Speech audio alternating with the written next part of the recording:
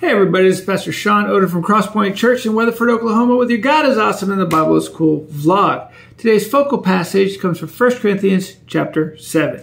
And here's what it says. So 1 Corinthians chapter 7 starts with this. It says, "Now for the matters you wrote about, it is good for a man not to have sexual relations with a woman. But since sexual immorality is occurring, each man should have sexual relations with his own wife and each woman with her own husband. The husband should fulfill his marital duty to his wife, and likewise the wife to her husband. The wife does not have authority over her own body, but yields it to her husband.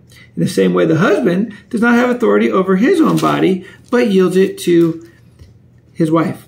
Do not deprive each other, except perhaps by mutual consent and for a time, so that you may devote yourselves to prayer, and then come together again so that Satan will not tempt you because of your lack of self-control. I say this as a concession, not as a command. I wish that all of you were as I am, but each of you has your own gift from God. One has this gift, another has that. Now to the unmarried and the widows, I say it is good for them to stay unmarried as I do. But if they cannot control themselves, they should marry, for it is better to marry than to burn with passion. To the married I give this command, not I, but the Lord. A wife must not separate from her husband, but if she does, she must remain unmarried or else be reconciled to her husband, and a husband must not divorce his wife. To the rest I say this, I, not the Lord. If any brother has a wife who is not a believer and she is willing to live with him, he must not divorce her. And if a woman has a husband who is not a believer and he is willing to live with her, she must not divorce him. For the unbelieving husband has been sanctified through his wife. And the unbelieving wife has been sanctified through her believing husband. Otherwise, your children would be unclean. But as it is, they are holy. But if the unbeliever leaves, let it be so. The brother or the sister is not bound in such circumstances. God has called us to live in peace. How do you know, wife, whether you will save your husband? Or how do you know, husband, whether you will save your wife? Nevertheless, each person should live as a believer in whatever situation the Lord has assigned them, just as God has called them. This is the rule I lay down in all churches. Was a man already circumcised when he was called? He should not become uncircumcised. Was a man uncircumcised when he was called? He should not be circumcised. Circumcision is nothing, and uncircumcision is nothing. Keeping God's commands is what counts. Each person should remain in the situation they were in when God called them. You were a slave when you were called? Don't let that trouble you. Although if you can gain your freedom, do so. For the one who was a slave is called to faith in the Lord. It's the Lord's freed person. Similarly, the one who was free when called is Christ's slave. You are bought at a price. Do not become slaves of human beings. Brothers and sisters, each person, as responsible to God, should remain in the situation they were in when God called them. Now, about virgins. I have no command from the Lord, but I give judgment as to one who, by the Lord's mercy, is trustworthy because of the present crisis. I think that it is good for a man to remain as he is. Are you pledged to a woman? Do not seek to be released. Are you free from such a commitment? Do not look for a wife. But if you do marry, you have not sinned. And if a virgin marries, she has not sinned. But those who marry will face many troubles in this life, and I want to spare you this. Anybody who's been married knows, hey, there's trouble from time to time. What I mean, brothers and sisters, is that the time is short. From now on, those who have wives should live as if they do not. Those who mourn as if they did not. Those who are happy as if they were not. Those who buy something as if it were not theirs to keep. Those who use the things of this world as if not engrossed in them. For this world in its present form is passing away. I would like you to be free from concern. An unmarried man is concerned about the Lord's affairs, how he can please the Lord. But a married man is concerned about the affairs of this world, how he can please his wife. And his interests are divided. An unmarried woman or virgin is concerned about the Lord's affairs. Her aim is to be devoted to the Lord in both body and spirit. But a married woman is concerned about the affairs of this world, how she can please her husband. I am saying this for your own good, not to restrict you, but that you may live in her right way in undivided devotion to the Lord.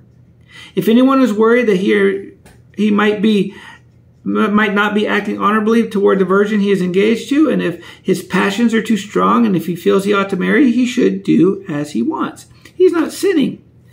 They should get married. But the man who has settled the matter in his own mind, and who is under no compulsion but has control over his own will, and who's made up his mind not to marry the virgin, this man also does the right thing. So then, he who marries the virgin does right, but he who does not marry her does better. A woman is bound to her husband as long as he lives, but if her husband dies, she is free to marry anyone she wishes. But he must belong to the Lord.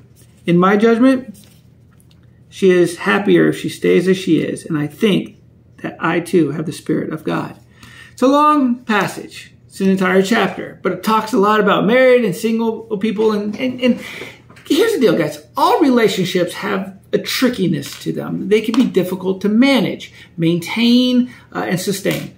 Marriages are especially thorny, or can be at least.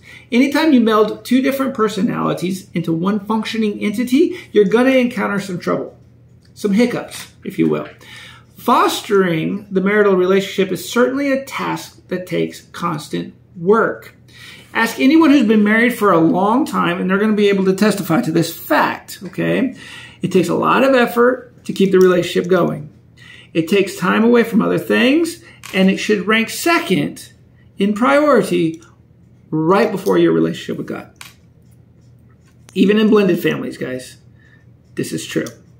Paul understood that because the marital relationship takes so much of our time and effort, that it would be better to actually remain single.